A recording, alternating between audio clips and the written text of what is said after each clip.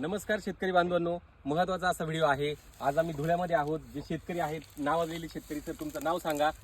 जगदीश परदेशी उर्फ नानू मास्तर, तुलसी फार्म अँड गार्डन, कुसुंबा, तालुका जिल्हा धुळे, महाराष्ट्र।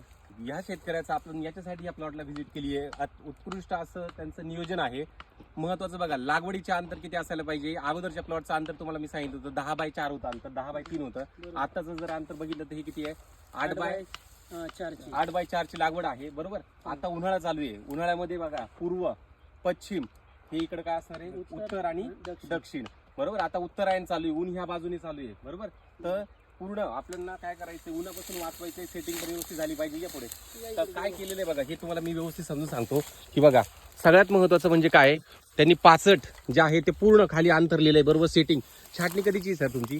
ही 1 नोव्हेंबरची छाटणी। बघा, सेटिंग वगैरे व्यवस्थित झाली, पण ह्या काळामध्ये ड्रॉपिंग नको व्हायला, त्यासाठी सगळ्यात महत्त्वाचं सावलीसाठीचा आणि कूलनेस राहावं यासाठी काय केलंय, मध्ये पण ह्या मधल्या स्पेस मध्ये पण काय चिपट अंतरून दिलेलं आहे। दुसरी गोष्ट, हे जे आहे यांनी हे क्रॉप कव्हर टाकलेलं आहे, हे फक्त एकाच बाजूला टाकले। ह्या बाजूला बघा, ह्या बाजूला टाकायची गरज नाहीये, इकडच्याच बाजूला टाकलेलं आहे। सर, याच्यामुळे काय फरक जाणवला तुम्हाला? याच्यामध्ये असं आहे की जे सणाचा स्टोक आहे तो फळाला न बसता झाडाला बी बसणार नाही आणि फळाला नाही बसणार, म्हणून आपण एकच साईडला टाकलेले।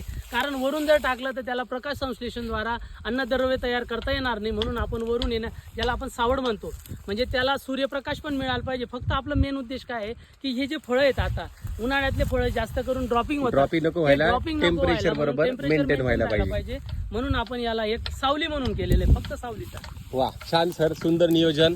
आणि हे जे तुम्ही केले हे सगळ्या शेतकऱ्यांसाठी आपण जे सांगत असतो हे पर्याय, त्या पर्याय तुम्ही इथं अवलंबले। धन्यवाद तुमचे सर, सर्वांना माहिती बरोबर दिल्याबद्दल। थँक्यू।